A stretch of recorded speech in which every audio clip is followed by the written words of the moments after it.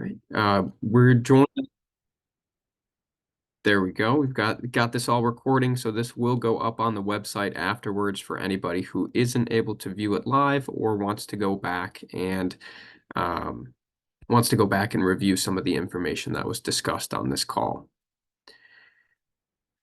All right. On this call as well, we do have our activity coordinator for the event, which is Lisa Stout from the Minnesota Department of Ag. Lisa, if you want to give a little wave here. Good morning, everyone. All right, thank you. And this preview call is dedicated to the Focus Trade Mission to Taiwan to discuss the market, the products of interest, and the general itinerary of the mission. We will also discuss the cost to participate as well as registration. This call will last roughly 30 minutes as long as everything goes to plan here, and will be recorded and posted to our webpage like previously mentioned. Everybody is automatically muted, so we encourage you to ask questions through the Q&A box that's at the bottom of your screen here, and those will be discussed following our presentation. So as you have those questions pop up during the presentation, feel free to toss them right in that box actively. And if anything else pops up after the call, we'll go ahead and make sure to answer those as well. Questions that are not addressed on this call will be answered in an email, so don't fret, your question will be answered in some capacity. Later, you'll see a slide here of our liaison team and some of my fellow coworkers. You can contact them with any questions or any help with registration. We'll go ahead and just kind of kick off some general overview. For those of you who may be unfamiliar with Food Export, we are a nonprofit organization that works with agriculture promotional agencies from 13 Midwest states and 10 Northeastern states. We provide support that U.S. companies need to enter international markets. Thank you.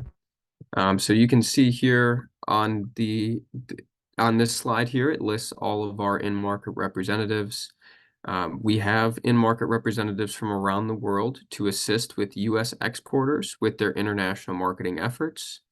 And here on this call now, I'm going to actually flip it right over to Stephen, who you will meet physically at this trade mission should you decide to participate. Thank you.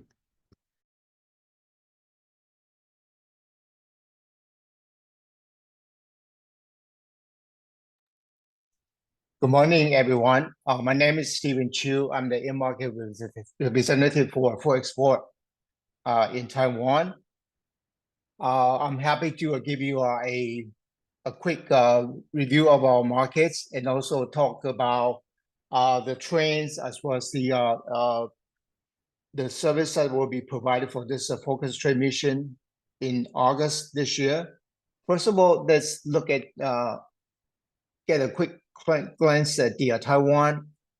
Taiwan is it's a small island located in East Asia, just 112 miles off the southeastern coast of China, which is right in the location to connect both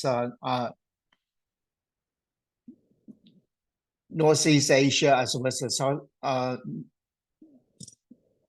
South Asia. So it's a gateway to Greater China.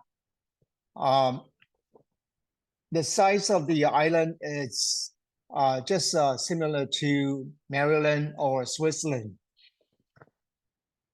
And we have about almost 75% of the land in the mountain areas. So the agricultural land is pretty narrow, pretty limited at the 22% of the total land available.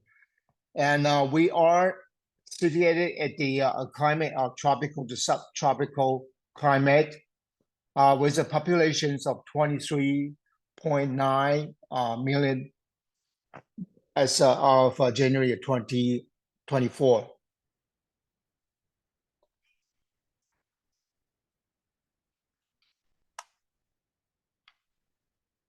This this focus trade mission, we're going to focus on the 4 market segments for the fast-moving consumer goods, such as the natural, organic, all the trendy snacks, which will be for the retail sector.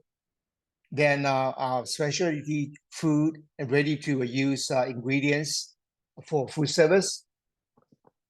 In addition, whether there's any functional ingredients, additives, suppliers registered for the focus trade mission, we'll focus on the food processing segments. In addition, we also welcome the pet food and treats suppliers to join this focus trade mission, given the growing market demand in the market. So the pet food is becoming a very trendy, very highly demanded. Next slide, please.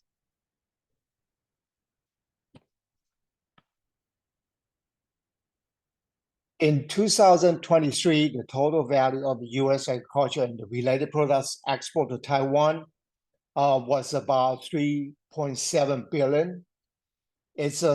Although it's a 16% decline from previous year, but still retain Taiwan as the 7th largest market for U.S. agriculture and related exports.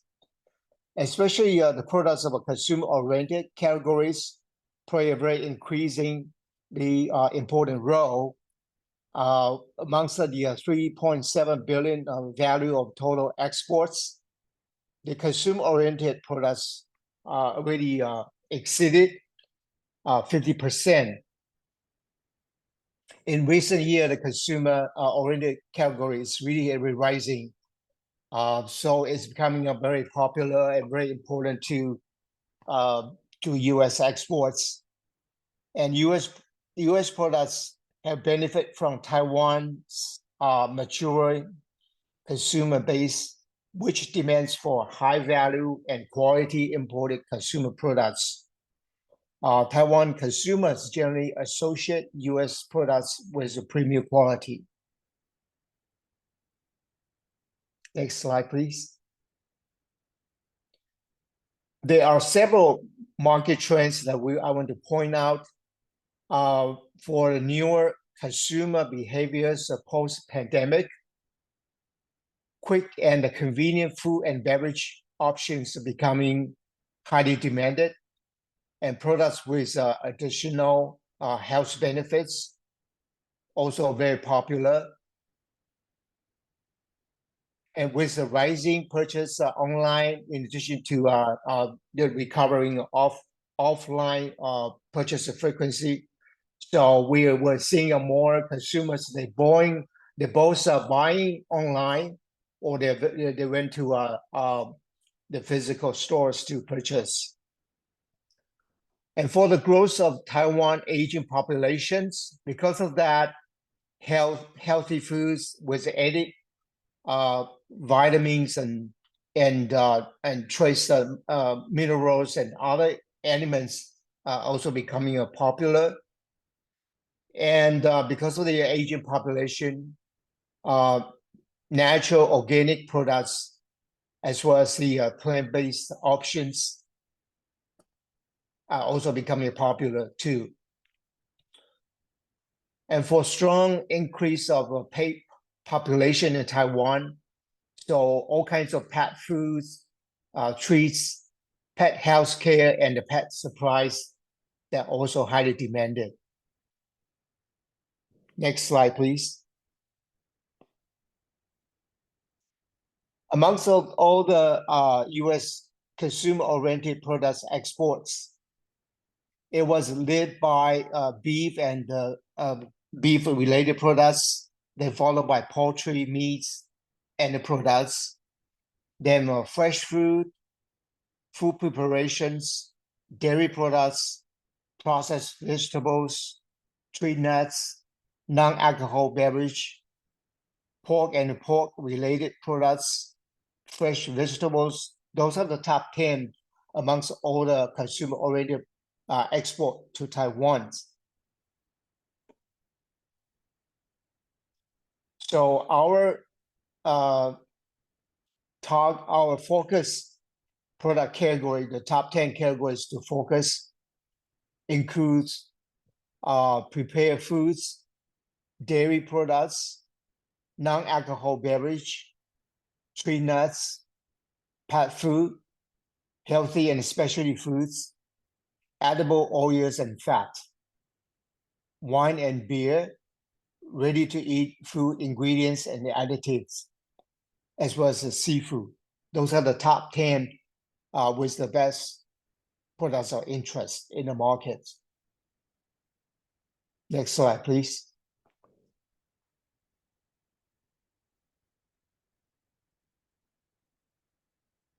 There are certain product categories that with the concern over food safety or the special restriction for imports. So there are related import regulations for beef products as well as pork products. Only the pre-approved establishments by USDA that can be allowed to export to Taiwan for beef products. It's a concern over the mad cow. So only the beef younger than 30 months will be allowed, and from the pre-approved, pre-verified establishment that can export. And same thing with pork and pork-related products. It's a very sensitive product category that for any products that export to Taiwan, it has to be pre-approved by USDA with a certificate of showing free from leaning agent to apply to the products. And then for GMO products so far, there are only a few items that are being approved with the GMO, such as soybean, corn, cotton, as well as the beets. And in 2020, there's equivalence arrangement signed by both the US and the Taiwan.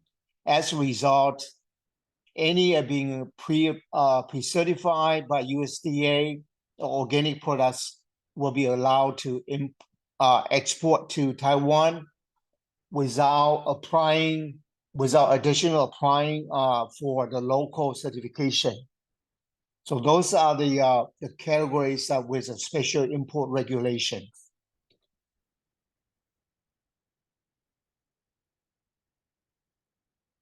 On the other hand, the Food Safety and Sanitation Act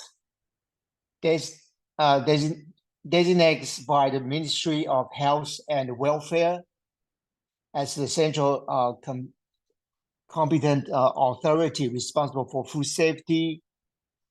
All major laws, regulations, rules, and ordinances concerning food safety and quality are all based on that act. And the general implementation rule for that act is the enforcement rules for the act governing of food safety. And here's the link for more details. And the importation rule also, you can check on the link for more detail. Taiwan FDA oversees the food and beverage labeling requirements. So all packaged food products must carry a general labels. And most of them also require nutrition labels. Both labels should use traditional Chinese characters. And the English labeling is optional. For the new to market items, the Taiwan's Customs Administration permits that Chinese label can be affixed to the imported products in government approved logistics centers or government approved self-managed bonded warehouses prior to custom clearance. And you can check on the FS again report regarding all the details on the labeling requirements. Next slide, please. For the upcoming Focus Trade mission, the service provided will have one-on-one meetings with the pre-identified qualified buyers.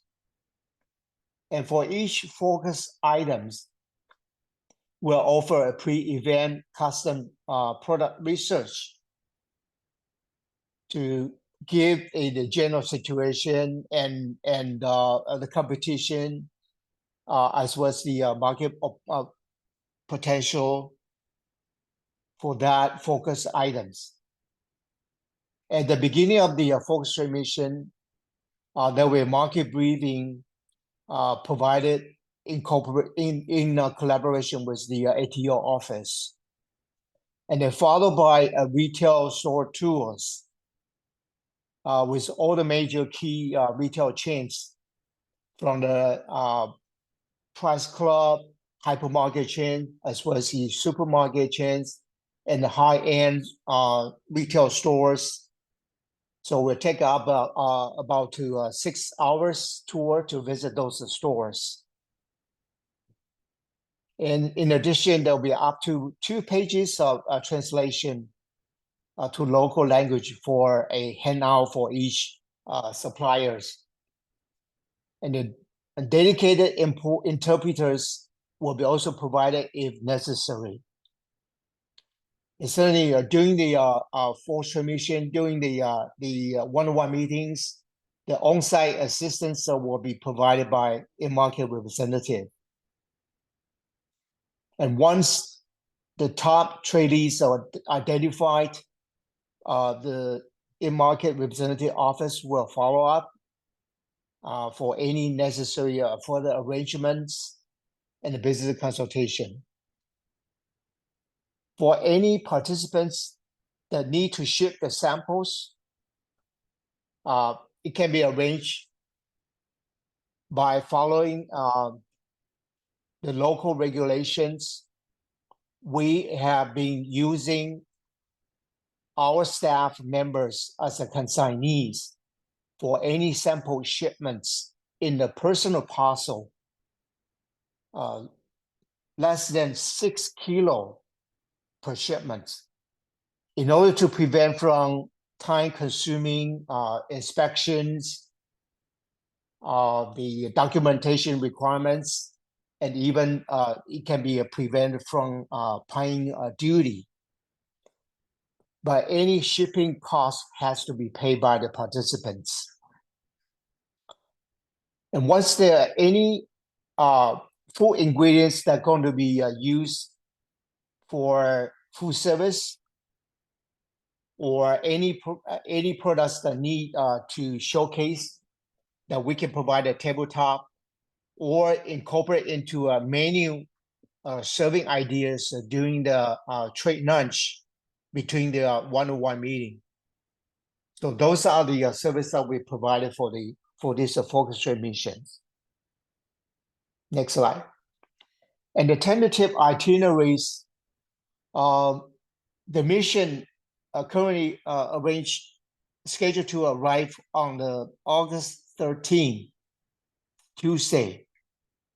So next day on August 14th, from 9 to 10, there will be a 1-hour market briefing and with a Q&A by local ATO office.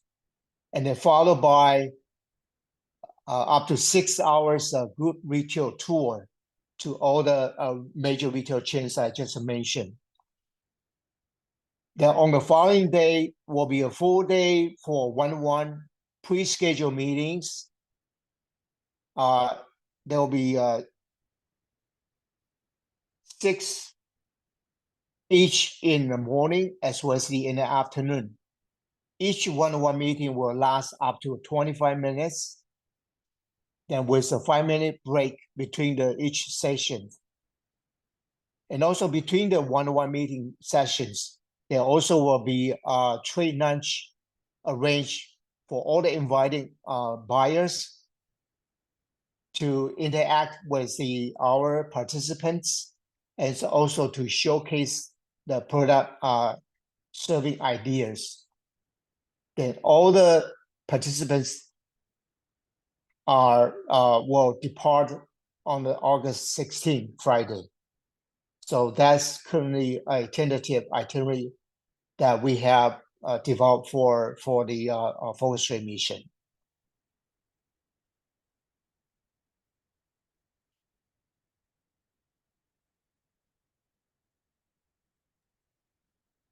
All right, thank you so much, Stephen. If anybody has any questions, please feel free to toss those into the Q&A box below. On this page here, you'll see all of those liaisons that we have here at Food Export and the states that they cover. If you have any questions at any time about registration, about various details of the event, or anything in between, please feel free to reach out to any of these contacts here in your respective contact territory. All right. And with that, Stephen, we'll go ahead and kick off the Q&A. Looks like we've got a quick question here. Will the buyers just be from Taiwan, or will they be representative of local regions as well? Well, we'll primarily target on the pre-identified importers and distributors, and also there will be possibly a few retail buyers from the key retail chains. Okay, great. Looks like we had another one here too. I know you had briefly mentioned this, but maybe you could either reiterate or go into a little bit more detail of how do we transport our product for sampling? Are there any regulations to be aware of? Well, as I mentioned, over the last few years that we have been providing the sample shipments via personal parcel.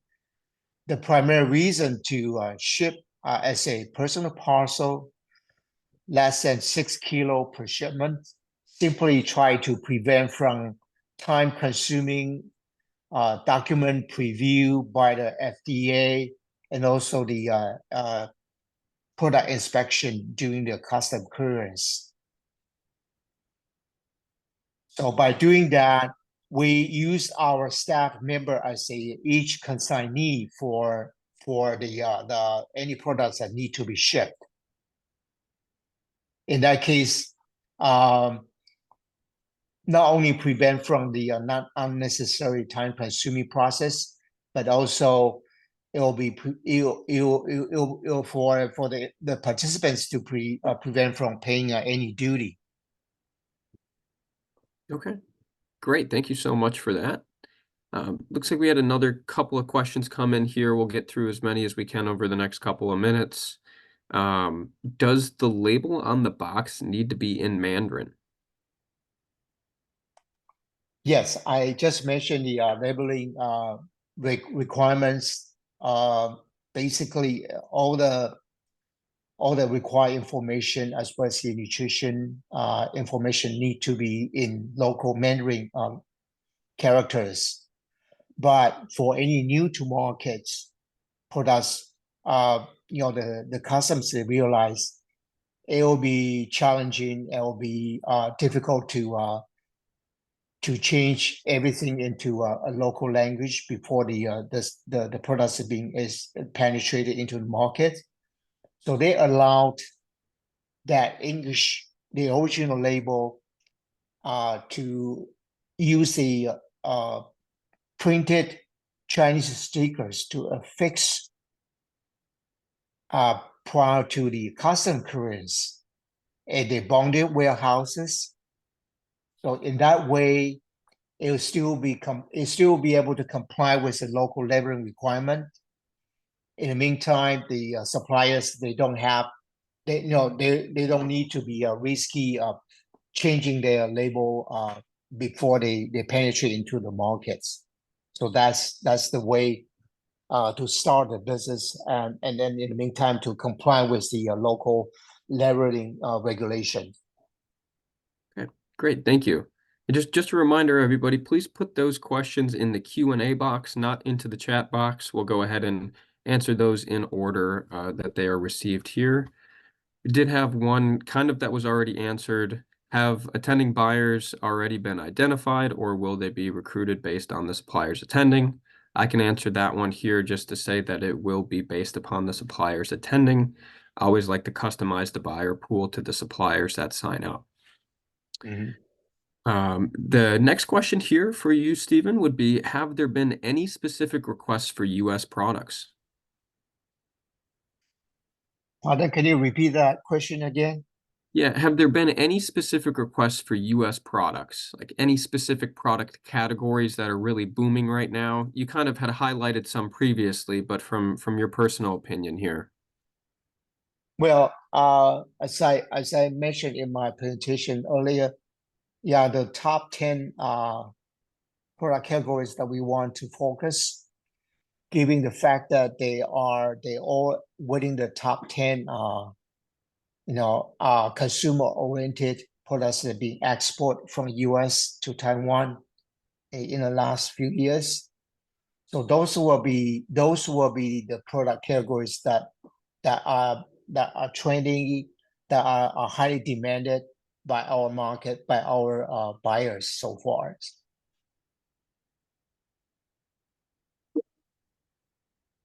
All right, thank you. Next one here, should we avoid shelf-stable meat samples due to custom issues? Shelf-stable meat. Yes, shelf-stable meat samples. If they're a meat company looking to bring shelf-stable meat samples, should they avoid bringing these samples due to customs issues? Well, any meat products, no matter whether it's it's a fresh or it's a frozen or the shelf stable, they have to comply with the special regulation I just point out for meat products, no matter whether beef or pork related. Each category has a special requirement. Okay, great. And it looks like we're kind of running out of time here, so we want to be conscious of the remaining time. If you have any questions that were not answered, again, we will answer those via email. And thank you so much, Stephen, for your time, and everybody else for joining us today. Again, this was the Focus Trade Mission to Taiwan kickoff call, and we'll look to have a recording up on our website, hopefully in the next couple of days here. Thank you, everybody. Thank you. Thank you. Goodbye. Bye, everybody.